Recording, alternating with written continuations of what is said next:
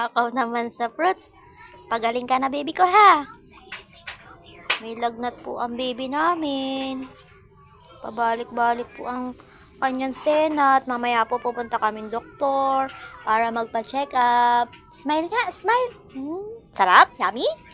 Bigay ni Lola. Wala nang boses ang baby namin. Mamaya punta tayo kay Doktora Albero, ha? Tamang kain si Yuna ko ng pongkan. Ang sarap ng pongkan, baby. Yummy? Sino nagbigay? Lola. Lola Nay. Ano, wala nang boses ang baby ko. Kahapon, masigla pa yan eh. Wawa naman eh. Kain ka lang ng pongkan.